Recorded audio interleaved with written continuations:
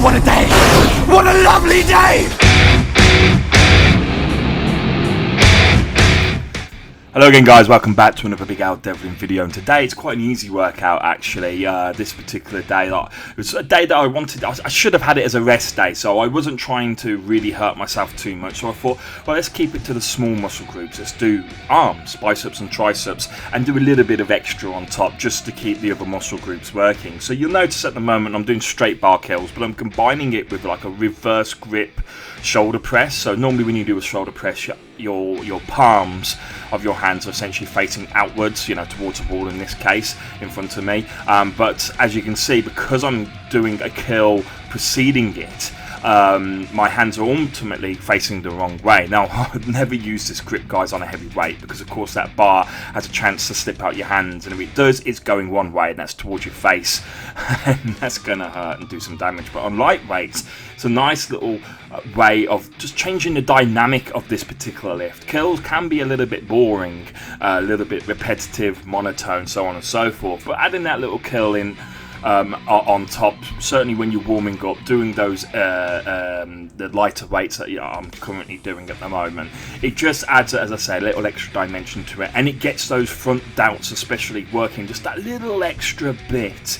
And really, that's the key to getting big and strong, isn't it? It's about causing hypertrophy in the muscles by hitting them not only in their workouts, but all throughout the week in different ways, from different angles, different perspectives, okay? You need to shock the muscle into growth. And this is just one of those little extras that can just hit the shoulders in a completely different way than what you would do in a dedicated shoulder workout. And it's for free, essentially, in the sense that you're not committing any extra time to it.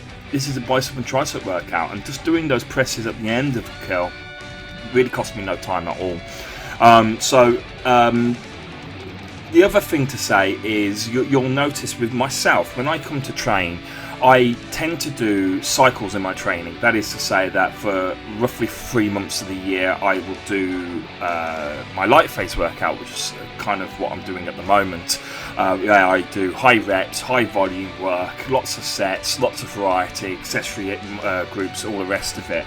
But then after those 3 months, I go into my medium phase, which becomes much more, less reps and but higher weights, you know, heavier weights. And then after that, about another 3 months of heavy phase work. By the point where you hit the end of your heavy phase, all you're doing is run at maxes. You're leaving the gym fresh.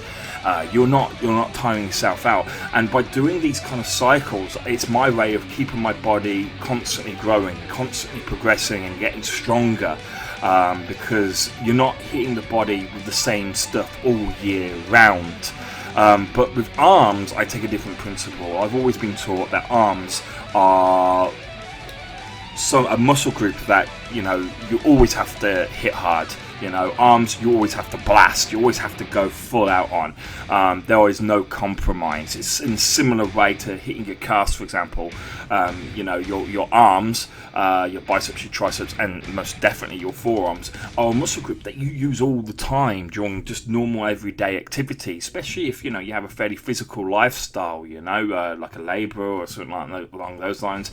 Your arms are used to doing a lot of work. And so, as I say, just like in the same principle as calves, you have to work them really hard for them to grow properly. A lot of people, when they first start weightlifting or training or doing anything along these lines, a lot of people's motivation is to get bigger arms. I have it all the time. People come to me and they go, oh, I want big arms, you know, I'm not bothered about the rest of it, maybe a big chest or whatever. I want big arms and I want a big chest, you know, I'm not bothered about the rest of it. And obviously, in my opinion, that is completely wrong to do. You know, you need to work the whole body anyway, and it's a silly thing to do as well. But one of the things these people do often find is their arms just simply don't grow, or, you know, they don't get to the size they want. It's because they simply don't train them hard enough. You have to train really hard with arms. You have to combine heavy weights like I'm doing at the moment. Well, it's relatively heavy, 50 kilos, okay, and you have to do your volume work as well, all in the same workout. There is, as I say, no compromise whatsoever. But I also do believe that when it comes, especially to biceps more so than anything else, is that they are a simple muscle group in the sense they do one thing and one thing only, and that is they bend the arm. right? Biceps bend the arm, so you don't have to go overly complicated with biceps. You can make it a little bit more advanced than that, but you know, really just get a bar like I'm doing at the moment, a straight bar, and curl it. Wow, that's more than enough, really, you know, because you're going to hit the bicep in exactly what it does. You're bending the arm against resistance. It's all you need to do to make the biceps grow, to make them work. It's not like shoulders where there's multiple muscle groups involved, rotational aspects and all the rest of it. The biceps, they're simple. You just literally kill. That's all you really need to do. Now, one quick note, obviously you can see by watching this, I'm doing predominantly straight bar curls. There's no EZ bar involved at the moment. Now, this is because I feel it hits the muscles that little bit harder. It is a harder way of lifting those biceps. It throws more of the weight, in my opinion, into the muscle groups that you want to get involved with. But at the same time, a straight bar really messes up your wrists. If you haven't got strong wrists, if you've got any weakness in your wrists, any injuries or anything like that, a straight bar will absolutely wreck that particular joint. So there is no harm whatsoever in using an EZ bar to curl or dumbbells or anything along those lines. I don't like dumbbells myself, it's just personal preference. I only like to use dumbbells with really hammer curls and concentration curls, but I prefer to use a barbell within my workout. If I don't use a barbell or Olympic bar, whatever, in my workout for arms, I feel like I'm not working them in the same way that I really should be working them, you know. Dumbbells and that, they're great, but to me they're the accessory lifts for biceps, in the same way that leg extensions are an accessory to squat, for example. Now, I've moved on, as you can see. I've actually done enough on biceps there. So I just did a little bit of shrugs, just because, well, you know, at the moment I don't have access to any real heavy weight. So I'm just doing shrugs almost every day, just to keep the volume up and hit the muscle group with, as I say, reps and sets multiple times a week, rather than going heavy. But what I've just done now is I'm doing close grip bench press. Close grip bench press is one of my favourite exercises for triceps. I don't do a huge amount of them because I tend to go heavy, and that's what I use it for. I use it almost like a compound lift for triceps, in the sense that when I do a close grip bench press, I use it to get weight, you know, to get my triceps shifting big weights. So like I said, with the biceps, you need to combine big weights and volume at the same time. But then I'm doing like an exercise, as you see now. Unfortunately, at this point, I'm struggling to get the bar to where I want to get it, because the rack behind me is minimising my movement. You'll see in a set or two's time, I turn my head to face the way, so and you'll get a much better view of what I'm trying to do. Now, most people call these skull crushers. I don't like skull crushers because I find it's a very limited movement. Doing them to the bridge of the nose or to the roughly, you know, some part of the face, to me is limiting the movement so much. So what I do is a variation called French press, which my father taught me, where you actually do the skull crusher, if you wish, to behind the back of your head, or, you know, above your head. Ultimately, you do this normally on a raised bench, but I can't change, unfortunately, the elevation aspect of the bench in my home gym.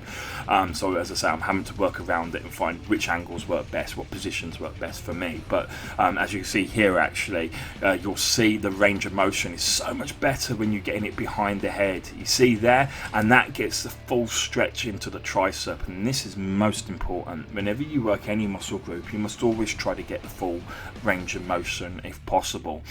There are a few exceptions. I do believe in shoulder press, for example, you don't go all the way down to the chest, or, you know, all the way down to the back of your shoulders, depending if you're doing it in the front or behind your head.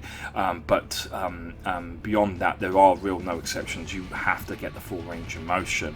Now, I am missing cables and things like this at the moment, so I love tricep push downs, and so really the only way I can emulate it at the moment in this particular workout, I've got some dumbbells, by the way, now, guys, so you'll see that in a couple of workouts time. I've fallen a few days behind because I just haven't been bothered to edit the videos. And I've done about 4 workouts, which I haven't shared with you guys yet. But what I'm doing is I'm improvising, right? I'm using a sledgehammer that I have that weighs 6 kilograms. The head of that sledgehammer weighs 6 kilograms, and I'm just using it in a similar manner as you would a dumbbell to do donkey kickbacks, essentially.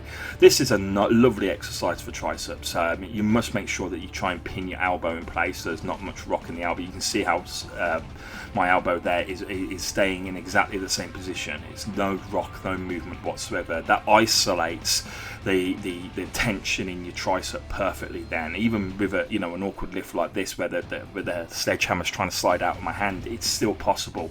There's no excuse. You should always try to minimize any movement, okay? But doing donkey kickbacks, they're not a primary exercise for triceps, simply because you can never go that heavy on them, so they're not going to build big triceps. The old principle of you want big muscles, lift big weights, right? But they're a nice way, once your triceps are tired, to really get that last pump in there to make them extra tired, and to get as much growth out of them as possible. Now at the moment I'm just doing some curls on the sledgehammer. Now obviously the weight is unevenly distributed, it's more distributed towards the head. That's why you just saw me there swap the position of the hammer around, so the head, and I do the same amount of reps every time I swap it. So I'm doing high volume work, but there is an unevenness to this work here. So at the moment, when the hammer's in my left hand, it works my left arm more. When it's in my right hand, it works that more. Now I'm literally doing hammer curls here. And maybe this is perhaps why they're called hammer curls, because it stimulates the usage of the hammer ultimately, although the hammer is upside down in this position. But this was just, as I say, just to get that last pump in there with the biceps. Now hammer curls to me are actually a staple exercise of biceps. You can go heavy, and they're a great way to build significant strength in the bicep. Now if you're a bodybuilder, hammer curls, they do add mass to the bicep, but they don't really give you that peak as such in the same way that concentration curl does. So if you want to look good and have pretty muscles, hammer curls are a supplementary exercise rather than a staple exercise. But if all you care about is strength like myself, then they're fantastic. They really build a lot of mass and strength in the bicep. I'm doing an exercise here just to kind of work, I suppose it's almost like an upright row, but it's actually throwing it more into the bicep because of the position of the hammer. I swap it around to the other side of the head, as I say, just to keep the evenness. I don't want to develop one side more than the other, but it's almost like tossing a caber, it's just a little exercise to experiment with. Got a little bit of a pump out of it. It's not fantastic, but it's a nice way to end a workout. So guys, what I'm going to do now is I'm going to leave you, and thank you for watching the video. I'm going to get to editing a couple more videos which I've fallen behind on, but I will see you soon. Thank you very much, and goodbye.